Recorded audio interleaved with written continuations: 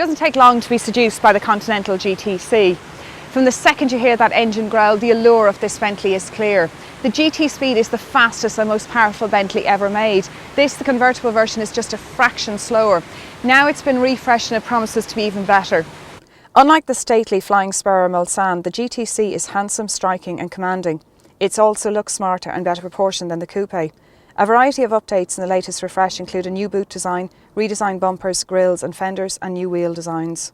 Behind the wheel, feast your eyes on the sculpted dashboard, exquisite detailing and chrome-trimmed instrumentation. There is sumptuous surfaces combined with an impeccable finish, and it feels much more modern and youthful than some of its stablemates. Sold as a 2+2, the Continental GTC packs in supremely comfortable seats for driver and front seat passenger. But don't even think about trying to squeeze 4 people in. This car is strictly for 2, and with the boot space of just 260 litres, that's probably just as well. Underneath the bonnet is the exact same engine that's used in the GT Coupe, so you get a supercar 633 bhp and 820 newton meters of torque. That also means that this car goes from 0 to 100 in 4.3 seconds, and there's a top speed of 328 kilometers per hour. Reassuringly, with that amount of power under the bonnet, the GT comes with a permanent all-wheel drive system and also this 8-speed super slick gearbox. Now there are paddles so you can override it, but they're in a really awkward position.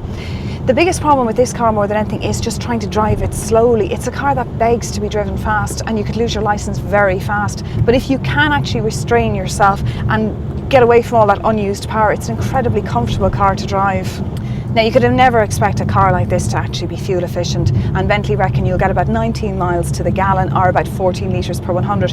But honestly, I don't think anyone who buys this car either knows the price of a litre of fuel or actually cares. CO2 emissions are 347, so you will be paying an eye-watering 2,350 annually in motor tax. As you'd expect from a car of this price, the roof is simplicity itself. You just press a button there and it comes down in 25 seconds. It also adds to the driving experience because you really hear that engine note, and also it actually feels faster. None of this luxury comes cheap, and the list price of this car is $255,000. Now that's simply the price it would cost you in sterling to convert it into euros. That's excluding any Irish taxes that you're going to have to pay on top of that, so you can expect to pay a lot more. So you'll be looking at easily 300,000 plus. With a price tag equivalent to the cost of a decent family home, can you really justify spending so much money on a car? I actually think you can. It's not only a door into a world of exquisite comfort and ultimate luxury, but it's an incredible car to drive, and it's now even more powerful and more refined than before.